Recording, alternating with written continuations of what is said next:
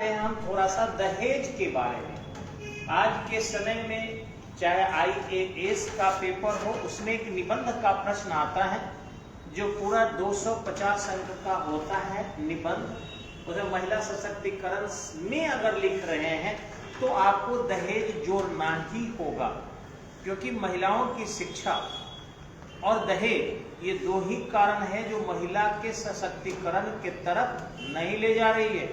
अगर महिला की शिक्षा का विकास हो जाए तो निश्चित रूप से दहेज कम होगा, और महिलाओं के विवाह के दौरान दहेज कम होंगे तो सशक्तिकरण में एक बहुत बड़ा इजाफा होगा। इसको हम गैंग प्लैंक कर सकते हैं। जैसे एक एलिमेंट के बाह्य कक्षा का इलेक्ट्रॉन एक ऑर्बिट से दूसरे ऑर्बिट में छलांग लगाते हैं, उसी तरीके से महिलाओं का एक सशक्तिकरण में मजबूत पहलू होगा। एक और ध्यान देंगे, जो अभी अपराध वृत्तियां बढ़ी है बहुत ज्यादा, यह पहले भी इधर 10-20 सालों में देखा जा रहा है ड्यू टू डॉरी। सबसे ज्यादा विवाहिता या विवाह के पहले भी दुर्घटनाओं के केस, भ्रूण हत्या ड्यू टू डॉरी। अगर समाज में दहेज प्रथा जो है नहीं रहे तो चाहे आपका एक लड़की हो, दो लड़की हो, दोनों ही लड़की हो, कोई अंतर नहीं पड़ता है। लेकिन आज के समय में देख रहे हैं कि लोग लड़के की चाह में एक से अधिक लड़की, दो लड़की, तीन लड़की, चार लड़की, अगर लड़की ही विवाह के दौरान खर्च नहीं हो तो निश्चित रूप से ये स्पष्ट है कि लोग लड़की को ही लड़का से ज्यादा सम्मान देगा, और लड़की के बाद लड़का के लिए एक्स्ट्रा कोई प्रयास नहीं करेगा, आबादी भी नहीं बढ़ेगी, और विवाह के बाद जो अपराध है अपराध कंट्रोल होंगे, और जो डॉरी के लिए प्रयत्न किए जाते हैं भ्रष्टाचार का वो भी कम होंगे। अक्सर हम जो देखे हैं समाज में कि चाहे प्रशासन के ऊंचे स्तर पर कोई है तो, या प्रशासन के निम्न स्तर पर है तो, सभी यही कहते हैं कि यार अगर कुछ हम गलत तरीके से, भ्रष्टाचार के तरीके से कमाएंगे भी तो हम नहीं खाएंगे, हमारी दो बेटियां हैं उसके विवाह में दहेज दे देंगे, और इस तरीके से भ्रष्टाचार हमारा भगवान माफ कर देंगे। ऐसे भी सुने आप, यानी बच्चियों के विवाह के लिए, लड़कियों के विवाह के लिए प्रशासन में भी लोग घूस लेते हैं और भ्रष्टाचार का अनुसरण करते हैं। केवल यही कारण नहीं है भ्रष्टाचार का, लेकिन एक कारण ये भी है। तो निश्चित रूप से हम विषय पर आते हैं कि दहेज क्या है। सबसे पहले ये समझने का प्रयास करेंगे, विद्वानों के अनुसार देखेंगे, फिर मेरे शब्दों में भी आप समझेंगे। देखिए, प्राचीन काल में भारत में दहेज प्रथा विद्यमान थी।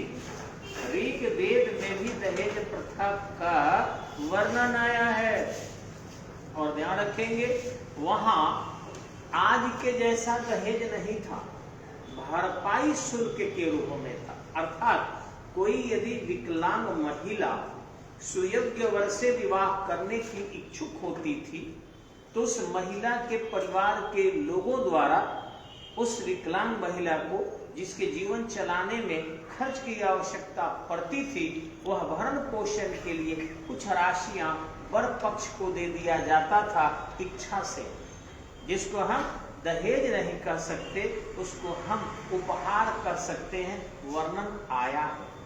तो वहां भी इस प्रकार की चीजें आई है, लेकिन आज जो इसका रूप है बहुत विभत्स है। देखिए यहाँ स्पष्ट है, इसका स्वरूप स्वस्थ था। ये लाइन समझिएगा, ये नहीं कि वेद के पीछे लोग पड़े हैं कि वेद खराब था, नहीं, वेद अच्छा था, है और रहेगा। बहुत समझदारी से लिखा गया है। इसमें विकृतियां नहीं आई थी। बेटी के विदाई के समय कन्या पक्ष कोई दबाव नहीं डालता था, यानी कन्या पक्ष पर कोई दबाव नहीं डाला जाता था। न ही दहेज के लिए बहुएं जलाई जाती थी, न ही प्रताड़ित की जाती थी, और पवित्र प्रथा के रूप में थी। इसमें मंगल कामना जुड़ी थी, और बेटी अपने साथ धन्य धान ले जाए ताकि उसके ससुराल में धन्य धान्य की वृद्धि हो जाए। तो हमारे प्राचीन काल की प्रथाएं जो थी बहुत ही सुव्यवस्थित थी, बहुत ही अच्छी थी। लेकिन आप देखेंगे कि ये दहेज से अभिप्राय क्या है। दहेज वह है जो कन्या पक्ष द्वारा वर पक्ष के लिए, या वर हो या वर पक्ष में वर की माँ हो, बहन हो, पिता हो, देवर हो, जो भी हो, उसके लिए जो धन दिया जाता है वह सब दहेज के अंतर्गत आता है। ठीक है, अब अलग अलग विद्वान इसके अलग अलग परिभाषा दिए हुए हैं, इसकी भी थोड़ा सा मैं चर्चा कर लूं। और यदि आप बीपीएससी हो, आईएएस हो, चाहे आप इस पर विशेष क्वेश्चन आए हैं तो लिख रहे हो, अगर इन विद्वानों के बातों को या डिफिनेशन को लिखते हैं, अंक आपको ज्यादा आएगा। सबसे पहले देखिए कि फेयरचाइल्ड एक बहुत बड़े सोशल वर्कर है और इस तरीके से सोशियोलॉजी में इन्होंने इसके बारे में बढ़िया लिखा है कि दहेज वह धन या संपत्ति है जो विवाह के अवसर पर लड़की के माता पिता या अन्य निकट संबंधियों द्वारा दिया जाता है, चाहे उसके फूफा हो लड़की के और लड़का के फूफा लेते हैं, सब दोषी हो जाते हैं। लड़की के मामा देते हैं, विवाह में हमने देखा है 100 रुपया ही न्योता के लिए देंगे बारात के दौरान, और लड़का का मामा लेता है। इस तरीके से बड़ पक्ष के लोग जो है शोषक हो जाते हैं और वधू पक्ष के लोग दानी हो जाते हैं। वधू पक्ष के लोग, कन्या पक्ष के लोग अमीर होते हैं, वो झोली फैलाने वाले को झोली में डालते हैं। तो सारे के सारे इधर जो है फकीर हो जाते हैं, तो इधर से पक्ष करते हैं उसको। इनसाइक्लोपीडिया ब्रिटानिका में लिखा है, ब्रिटानिका में, दहेज वह धन या संपत्ति है जो वधू का परिवार या वर उसके परिवार को, यानी वर के परिवार के अवसर पर देता है। वधू का परिवार वर या उसके परिवार को विवाह के अवसर पर देता है। इस तरीके से इन परिभाषा से दहेज शब्द से स्पष्टता हो रहा है कि कन्या पक्ष के माता पिता अथवा उसके संबंधी जो पति पक्ष है या वर पक्ष है, उसको किसी भी प्रकार से यदि धन देता है तो वह सब दहेज है। लेकिन कैसे नहीं होगा ये भी आपको बताएंगे, और उसमें किस प्रकार की सजा होगी ये भी जानकारियां आपको समय समय दी जाएगी। तो थोड़ा सा देखेंगे, इसको हम इलिबरेट करके आपके सामने बड़ा करके थोड़ा सा जूम करके जी देखेंगे। यहाँ ऑलरेडी दहेज प्रतिषेध अधिनियम 1961 में पहली बार लाया गया था। हमारे संविधान में या फिर लॉ में दहेज शब्द का कहीं कोई प्रयोग नहीं था, लेकिन जवाहरलाल नेहरू भारत के प्रधानमंत्री थे। यह प्रस्ताव जो है लोकसभा में 1960 में आया, 61 में दोनों सदनों द्वारा पारित किया गया, और इसी के लिए पहली बार ज्वाइंट सेशन भी हुआ था। स्वयं राजेंद्र प्रसाद इसके विरोधी थे। उनका कहना था इस प्रकार के कानून बनाए जाने से पहले लोक परंपराओं को भी ध्यान में रखा जाना चाहिए और इसको इस हिसाब से बनाया जाना चाहिए जिससे देखने में केवल कानून नहीं हो, वास्तविकता में इसे अमली जमा पहनाया जा सके। इस पर जवाहरलाल नेहरू और उनके बीच थोड़ी सी हुई थी, और तभी जो है संसद ने एक संज्ञान भी लिया था कि भविष्य में संसद ने संज्ञान लिया, नॉट इन अमेंडमेंट सिस्टम, संशोधन के माध्यम से नहीं आया, कि किसी भी व्यक्ति को अब दोबारा राष्ट्रपति नहीं बनाया जाएगा। लेकिन आपके प्रतियोगिता परीक्षा में यदि पूछे कि क्या कोई एक व्यक्ति दोबारा राष्ट्रपति बन सकता है, तो स्पष्टता भारतीय संविधान के भाग 5 के, ध्यान रखिएगा, भारतीय संविधान के भाग 5 के अनुच्छेद 57 में राष्ट्रपति के पुनर्निर्वाचन की पात्रता का वर्णन किया गया है। अर्थात एक व्यक्ति कितनाहु बार राष्ट्रपति बन सकता है, ये आप क्वेश्चन मारिएगा, बस एग्जाम के लिए है। हकीकत में आप कभी भी जिंदगी में नहीं सुनने को मिलेगा कि कोई एक व्यक्ति दोबारा राष्ट्रपति बनेगा। बहुत सारी चीजें हम लोग कानून में वरना संविधान में नहीं लाते हैं, लेकिन गोपनीयता से उसको अमली जामा पहनाते हैं, क्योंकि संसद कानून नहीं बनाई लेकिन संज्ञान ली कि ऐसा करना है और वैसा होता है। तो कई बार मीडिया देखिएगा, कोई राष्ट्रपति होता है तो वो कहने लगता है यही दोबारा बनेंगे। हम लोग मुस्कुराते हैं, हंसते हैं कि उन लोगों को ये उस समय की पहलू की जानकारी नहीं होती है, और यही विवाद गहराया था 1961 का। आगे है दहेज प्रतिषेध अधिनियम धारा 2 में दहेज को निम्नतम परिभाषित किया गया है। अब यहाँ आप देखेंगे कि कोई भी संपत्ति या मूल्यवान प्रतिभूति यदि विवाह के समय, विवाह के पहले, विवाह के पश्चात, विवाह के एक पक्षकार द्वारा विवाह के दूसरे पक्षकार को या विवाह के किसी पक्षकार के माता पिता द्वारा किसी अन्य व्यक्ति के द्वारा विवाह के पक्षकार को यानी माध्यम बनाकर या किसी अन्य व्यक्ति को उक्त पक्षकार विवाह के प्रतिफल स्वरूप या प्रत्यक्षता अप्रत्यक्षता दी गई है या दी जाने के लिए करार की गई है, वह सभी के सभी दहेज माना जाएगा।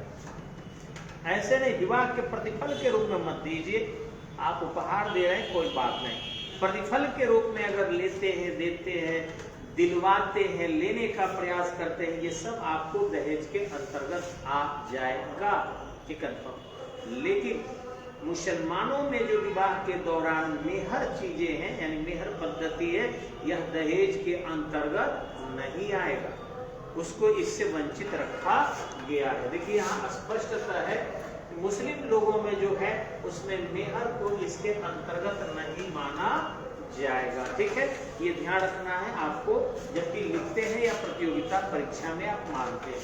ये निकाहनामे की राशि होता है, मेहर होता है, और उसमें महिला के पक्ष में कमिटमेंट किया जाता है कि अगर किसी कारणवश बीच में आप तलाक लेते हैं तो वैसी स्थिति में आपको उस महिला की सुरक्षा संरक्षा के लिए इतनी राशियां जो है आपको देनी होगी, उसी को महर या मेहर कहा जाता है। ठीक है, इसके बारे में मुस्लिम लोग ही विशेष जानेंगे, हम लोगों को उतनी जानकारी मेहर के बारे में नहीं है। आगे स्पष्ट करना, मूल्यवान प्रतिभूति का वही अर्थ है जो भारतीय दंड संहिता के 1960 के धारा 30 में रखी गई है। इसमें कोई भी चीज आ सकता है। आप देख रहे होंगे कि यदि वधू के माता पिता द्वारा उनको दिया गया हो और वर के माता पिता या उसके अन्य संबंधी को दिया जाए, कोई भी चीज अगर दिया जाता है तो निश्चित रूप से वो सारी संपत्तियां इसके अंतर्गत आ जाती है। अब थोड़ा सा हम समझने का प्रयास करेंगे कि इनमें दंड का क्या क्या प्रावधान है। तो ध्यान रखेंगे, दंड के अलग अलग प्रावधान है। यदि आपने दहेज लिया है तो ऐसी स्थिति में आपको न्यूनतम 5 वर्ष की सजा होगी। ध्यान से सुनिएगा, आपने दहेज लिया है तो न्यूनतम 5 वर्ष की सजा होगी, लिया है तो, और साथ ही आपको न्यूनतम 15,000 का जुर्माना होगा, अथवा जितना आपने दहेज लिया है वह सभी राशि होगी। न्यूनतम 15,000, अगर 1 रुपया भी दहेज आपने लिया है तो 5 साल की सजा और 15,000 जुर्माना। लेकिन अगर 15,000 1 रुपया लिए हैं या 15,000 से आपने ज्यादा लिया है तो जितनी राशियां आपने दहेज के रूप में लिया है वह सब राशि जुर्माने के रूप में आप पर लगाई जाएगी और वह सजा के साथ साथ आर्थिक दंड के रूप में देना होगा। ध्यान रखिए। दूसरी चीज है कि यदि आपने दहेज के लिए प्रस्ताव रखा है, मांग किया है, तो वैसी स्थिति में भी सजा का प्रावधान है। उसमें है कि आपको 6 महीने का सजा और साथ ही साथ 10,000 रुपया जुर्माने का प्रावधान है। आपने मांग भी किया कि हम इतना तिलक लेंगे, लिया नहीं, किसी ने दिया नहीं, तो 6 महीने का सजा और 10,000 का जुर्माना है। और तो अगर आपने दहेज के लिए कहीं विज्ञापन दिया, चाहे आप वो प्रिंट मीडिया हो या सोशल मीडिया हो, किसी चीज में विज्ञापन दिया है तो उसमें भी सजा का प्रावधान है। अर्थात न तो आप दहेज के लिए विज्ञापन देंगे, न दहेज की मांग करेंगे और न दहेज लेंगे। हर जगह ये प्रतिबंध लगाए गए। अब रहा कि दहेज प्रताड़ना में ये तो रहा लेना और साथ ही साथ मांगना या उसको प्रोत्साहित करना। लेकिन अगर आप दहेज के कारण कोई घटना घट जाती है, मान लीजिए कि अगर वर पक्ष द्वारा यानी लड़का द्वारा विवाह के बाद अगर जो वधू आती है, वधू के प्रताड़ित किया जाता है और वह वधू किसी कारणवश अपने मायके चली जा रही है, तो ऐसी स्थिति में वर पक्ष दहेज प्रताड़ना के अंतर्गत दोषी माना जाएगा। और वह 1 दिन के लिए नहीं, अगर विवाह के तिथि से 7 वर्ष के बीच में 7 ईयर में किसी भी प्रकार की कोई दुर्घटना होती है और उसमें कहीं से भी दुर्गंध अगर दहेज की आ रही है तो दहेज प्रताड़ना का दंड आपको मिलेगा।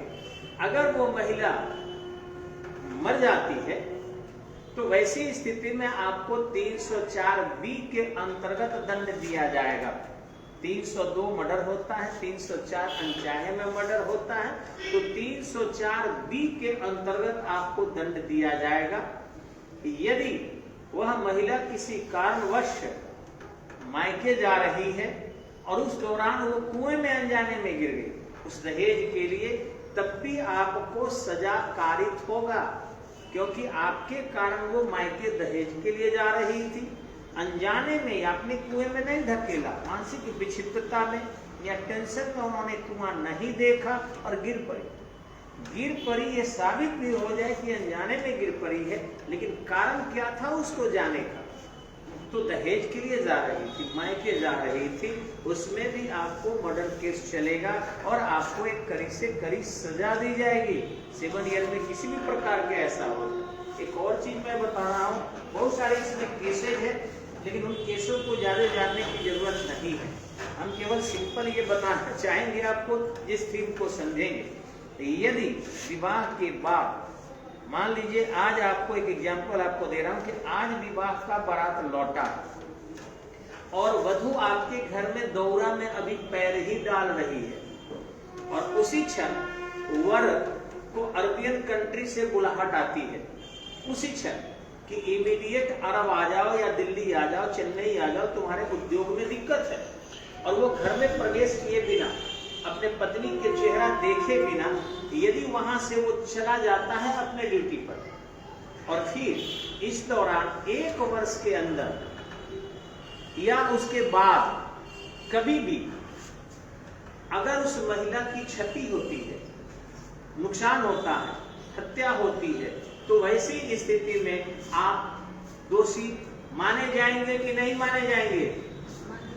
माने जाएंगे। ये नहीं कि मैंने अपने पत्नी का चेहरा नहीं देखा है, या मैं तो आया हूं और अभी दरवाजे पर अंदर जाना था दौरा में और मैं बैक हो गया, ये कोई बहाना नहीं चलेगा।